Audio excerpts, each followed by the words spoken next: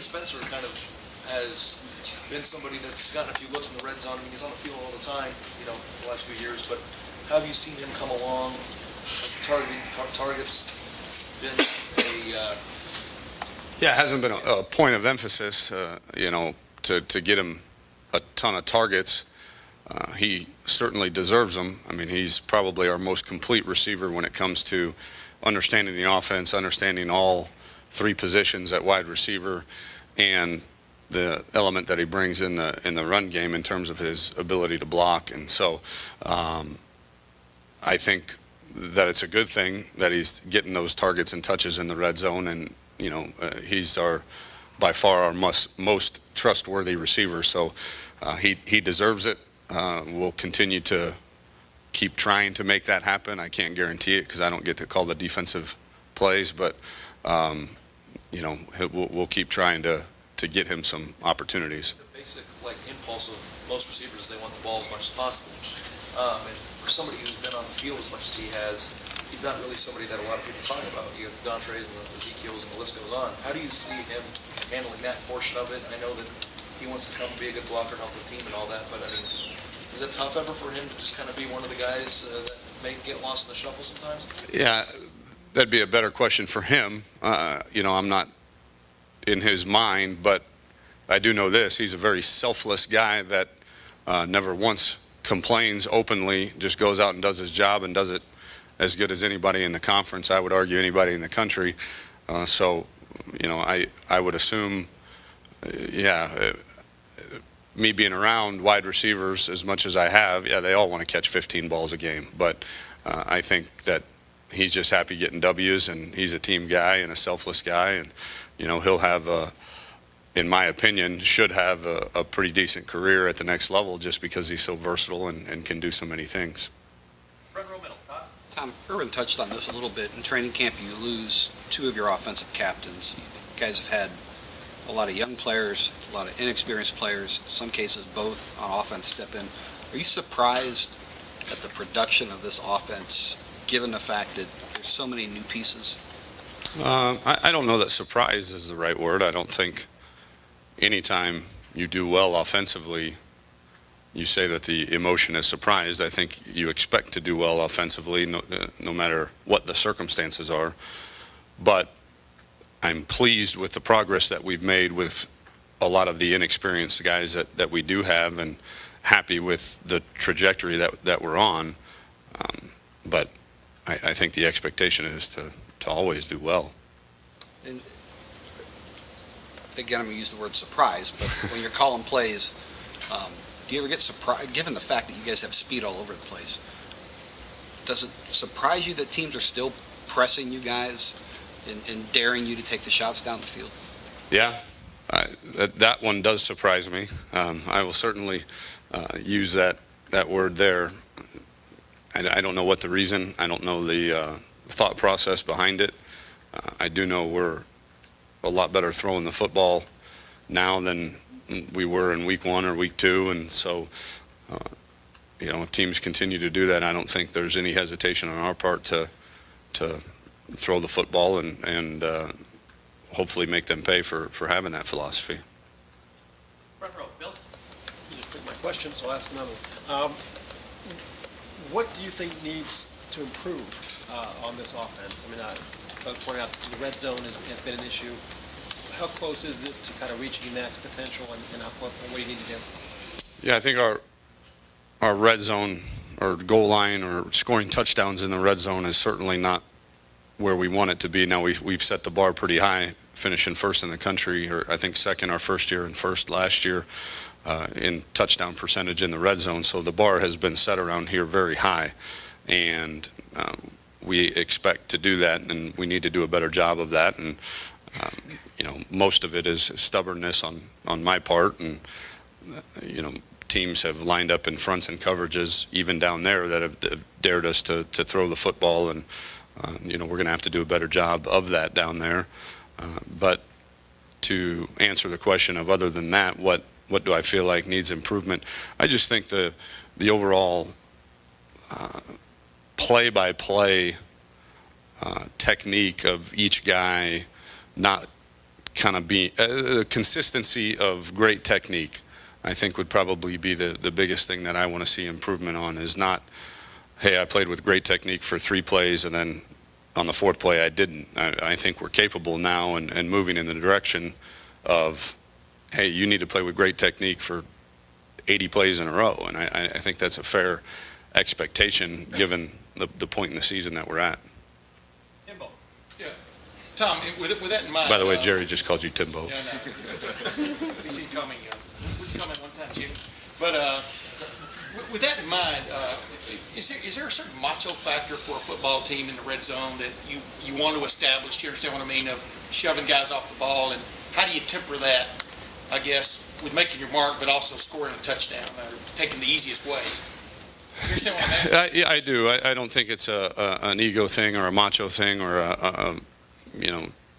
taking the soft way out. I think, as with anything in offensive football, the defense is going to present itself strengths and weaknesses each time you line up and snap the football. And to say that we have taken advantage of those weaknesses down there on the goal line, we haven't, and we need to. And we don't care what those weaknesses are.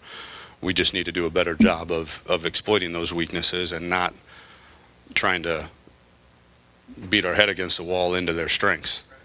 And with that said, do you see an offensive line the last several games? Y'all haven't played against the greatest defenses in the country, but have you seen an offensive line sort of get a grit to itself? I mean, what do you see from your offensive line, I guess, at this point? Yeah, the thing I was the happiest about, I think I said it after the Cincinnati game, Taylor Decker probably played his nastiest game as a Buckeye. I think the three inside guys have always kind of had that nastiness to them.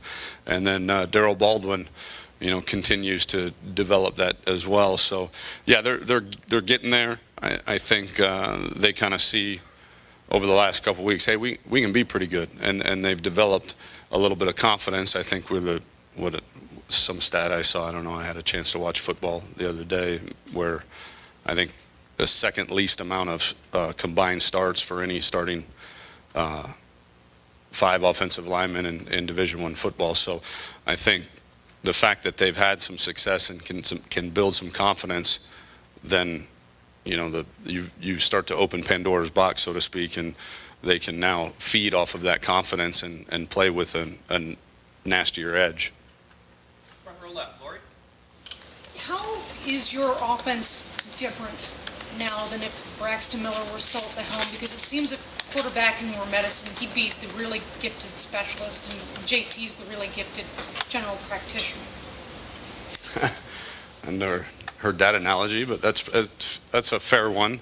I don't know that it's really that much different. I get that question quite a bit. You guys like to deal in what ifs and hypotheticals. I like to deal in what is and reality, and so I don't think that it would be much different. Obviously, the home run ability of him when he tucks the ball and runs it, whether it be on a design run, a scramble, a read, whatever, is going to be there when Braxton's in, and as opposed to when he's not. But other than that, I don't think that the plays that are going to be called or the formations that we line up in or just the overall philosophy of the offense, I don't think would change dramatically. But again, it's hard for me to say because I'm just trying to beat Rutgers with what we got right now. So. On the score of Rutgers, they have 24 sacks this year. What is it that they're doing well to get pressure on the quarterback? Their front 4 are very active. They don't blitz a ton on first and second down. I think somewhere in the range between 15 and 20%. And on third down, they try to really create confusion and havoc, and they've got a whole third down specialist type deal where they're going to run a bunch of different guys in on the field and line up in some crazy alignments and try to confuse you and pressure the quarterback on third down. But on first and second down, they're getting their sacks because their front 4 is very active, very quick hands, quick feet. And then on third down, just a lot of confusion. Front row middle, Dave. You recruited JT, and you've worked with him here since, January of 2013. You probably expected he would play well, but is he even further along than you expected? again, I don't know that I ever put an expectation level and said, hey, on October 13th, I expect him to be at this level. But where he's at is a good place with still a lot of room for improvement. So to say he's further along than I expected, I don't know that I ever expected anything. But to say that he is in a place that I am pleased with right now would be an accurate assessment, knowing that he still has things that he can continue to get better at. I want to ask about Michael Thomas, too. He went from redshirting last year as a sophomore, which that's pretty rare, and now he's one of the standouts of the wide receiving core. How far has he come? What's been the big difference with Trust. Michael Thomas? Trust.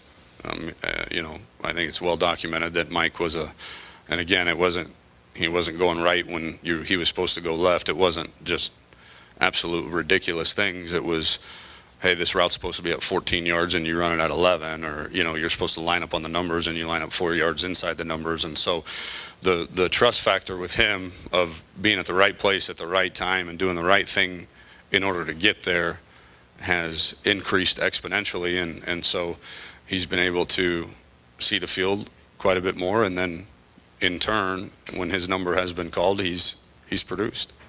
Far left, Rusty. First bye week you had this year, you didn't skip a beat going into the next game. I'm just wondering if it's difficult at all to maintain that tempo and timing when you're not playing a game. It can if you let it be. I think we need to do a really good job of refocusing the team today and understanding that what lies ahead is as stiff a challenge as we'll face defensively. So, and the good thing is we've got good kids. There's really no issues on the team, and so and they watch film. They see what we see on defense and kind of understand that we're going to have to bring our A game.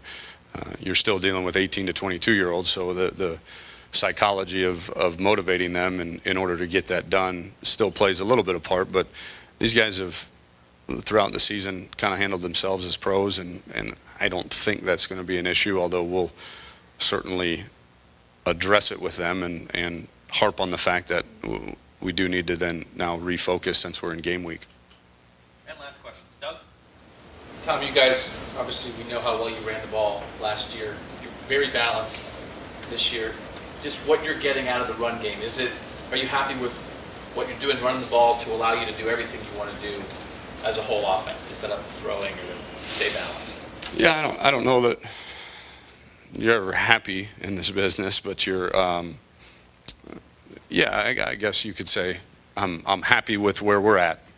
But again, understanding that there still are things that there are yards that we've left out there, whether it be from the technique issues that I was talking about, or my stubbornness to call a play into a front that might not be conducive to a specific play. But I think we can get better, but I'm happy with where we're at right now, understanding that the guys me understanding and you understanding that the offense understands that it needs to improve as the season goes on. And I know you're just getting ready for Rutgers in the next game, but for any assistant coach here, what are some of the things that you absorb from Urban Meyer just on how you run a program, how you run a team, how you be just what do you sort of pick up from him through a season? Yeah, I think probably the biggest thing is the alignment of the staff in terms of the messages that are being delivered to each and every position group.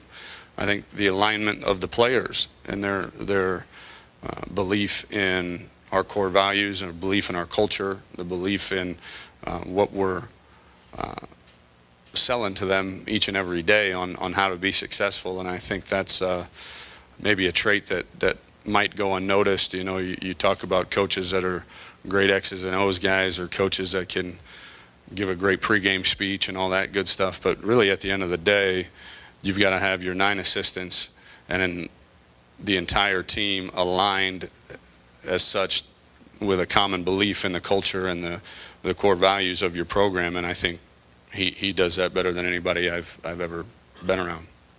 Coach, thank you very much. Yep. Thanks, guys.